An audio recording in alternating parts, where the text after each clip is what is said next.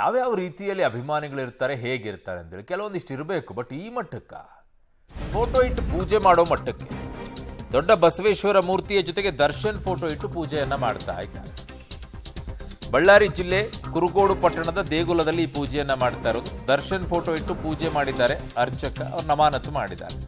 ಸಂಪ್ರದಾಯಕ್ಕೆ ಧಕ್ಕೆ, ಕರ್ತವ್ಯ ನಿರ್ಲಕ್ಷ್ಯ ಆರೋಪದಡಿ ಈಗ ಅಮಾನತು ಮಾಡಿದ್ದಾರೆ. ಧಾರ್ಮಿಕ ದತ್ತಿ ಇಲಾಖೆಯ ಕಾರ್ಯನಿರ್ವಾಹಕ ಅಧಿಕಾರಿ ಹನುಮಂತಪ್ಪ ಅವರು ಆದೇಶ ಮಾಡಿದ್ದಾರೆ. ವಿಚಾರಣೆ ಮುಗಿಯುವವರೆಗೂ ಕೂಡ ದೇವಸ್ಥಾನಕ್ಕೆ ಬಾರದಂತೆ ನಿಷೇಧವನ್ನು ಹೇರಿದ್ದಾರೆ. ಕರೆಕ್ಟಾಗಿ ಮಾಡಿದ್ದೀರಾ, ಯಾವುದನ್ನು ಎಲ್ಲಿಡಬೇಕು ಅಲ್ಲೇ ಇಡಬೇಕು. ಫೋಟೋ ಇಟ್ಟು ಪೂಜೆ ಮಾಡೋದಂದ್ರೆ ಸತ್ತವ್ರದ್ದು ಫೋಟೋ ಇಟ್ಟು ಪೂಜೆ ಮಾಡ್ತಾರೆ. ಬದುಕಿದವ್ರದ್ದು ಯಾವುದು ಫೋಟೋ ಇಟ್ಟು ಪೂಜೆ ಮಾಡೋದಿಲ್ಲ.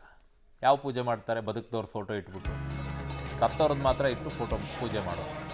ಅದು ದೇವಸ್ಥಾನದಲ್ಲಿ ದೇವರ ಮುಂದುಗಡೆ ನೀವು ಫೋಟೋ ಇಟ್ಟು ಮಾಡ್ತೀವಿ. ಇದು ಯಾರು ಅರ್ಚಕರು ಅಂತ?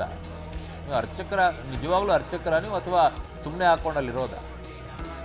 ಅರ್ಚಕರು ಯಾರಾದರೂ ಈ ರೀತಿಯಾಗಿ ಫೋಟೋ ಇಟ್ಬಿಟ್ಟು ಪೂಜೆ ಮಾಡ್ತಾರಲ್ರಿ ದೇವ್ರ ಕೆಳಗಡೆಗೆ? ಮನೆಯಲ್ಲಿರೋದೇ ಯಾರ್ದು ಇಟ್ಟು ಇಡೋದಿಲ್ಲ. ಡೆಡ್ ಅಪೋಸಿಟ್ ಇರುತ್ತೆ. ಅದು ಒಂದು ದಿಕ್ಕಿಗಿದ್ರೆ ಇದು ಇನ್ನೊಂದು ದಿಕ್ಕಿಗಿರಬೇಕು. ಇವರೆಲ್ಲ ಅರ್ಚಕರು, ಇವ್ರು ನೀವು ನಮಸ್ಕಾರ ಮಾಡಬೇಕು, ಇವರೆಲ್ಲ ದೇವರಿಗೆ ಪೂಜೆ ಮಾಡುವಂಥವ್ರು.